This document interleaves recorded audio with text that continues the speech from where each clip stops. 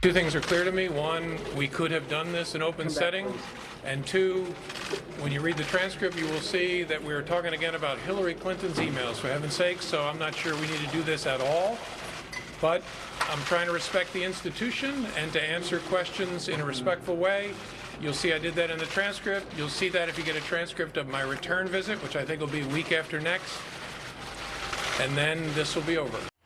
Former FBI Director James Comey voicing his dismay after answering questions before two House committees as we await a transcript of the sessions. Lawmakers who were there offered their perspective.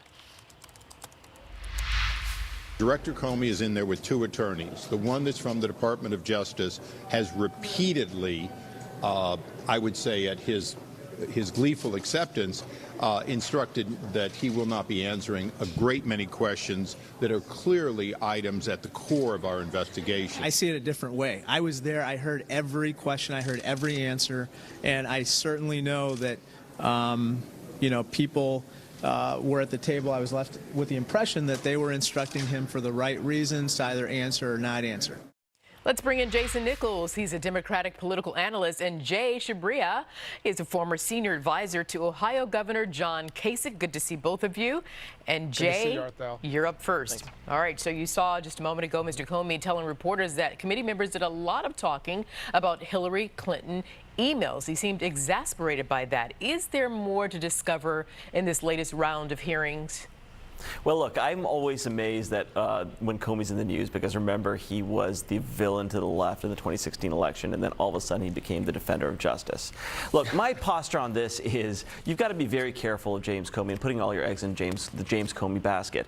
I think Republicans are treading on a little bit of a dangerous place. Not a dangerous place here, but they've got to be careful, because in 2 weeks they lose control, in a few weeks they lose control of the gavel.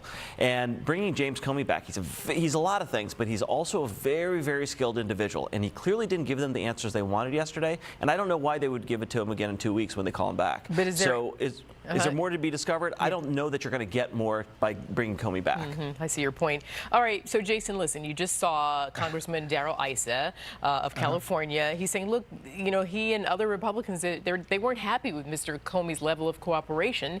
And then you also saw Democratic Representative Raja Krishnamurthy of Illinois saying Mr. Comey answered the questions that he had to answer, and that they just got nowhere yesterday. So where do we go from here, I ask you? Well, I think that the Clinton email investigation ended 2 years ago. We need to get past it, get away from it. I agree with everything that Jay said. I think, James Comey is not a hero to anyone on the right or the left, but he's a skilled individual. He said what he had to say, and there's really nothing more to do or to get out of him. I think that this is just another desperate attempt before they lose the gavel to just reinterrogate these same issues and take away from the president, who is in a very precarious situation right now. I will get back to that in a second, because I'll let Jay. I'm sure Jay has something to say about that. But right now, let's listen to more of Mr. Comey's comments yesterday. This is post-hearing before the House Judiciary and Oversight Committees. Let's listen. What topics were not discussed? When you read the transcript, and I think you will not see that happening. Well, the FBI, for understandable reasons, doesn't want me talking about the details of the investigation that is still ongoing. It began when I was FBI director, and so it makes sense that they don't want me going into those details, but that's a very teeny part of what we talked about. The president's attacks on the Justice Department broadly and the FBI are something that no matter what political party you're in, you should find deeply troubling and continue to speak out about, not become numb to attacks on the rule of law. I have total confidence that the FISA process was followed and that the entire case was handled in a thoughtful, responsible way by DOJ and the FBI. I think the notion that FISA was abused here is nonsense. Jason, I'm going to stay with you, and I want to get your reaction to Mr. Comey's comments about President Trump, his attacks on the Justice Department and the FBI. And did anything else in that clip stand out to you? Well, I think that his comments about FISA are correct. I think we've all seen the fact, even though the documents are redacted, that they did not just depend upon the Steele dossier, that they had other reasons to go get that warrant. So I think he's correct about that. And I think that, this president has eroded all of the norms throughout our federal government, and that he has attacked the FBI unfairly. And trust me, as a student of black history, I never like being put in a position of defending the FBI. But in this case, I think that James Comey is correct, that this is an attack on the rule of law, the president's tweeting and some of the things that he said about our intelligence community. Jay? Well, look, you know, I'm always one for more disclosure, investigations, and getting to the bottom of things. But what I really think is interesting, I want to go back to one of the points we were talking about earlier.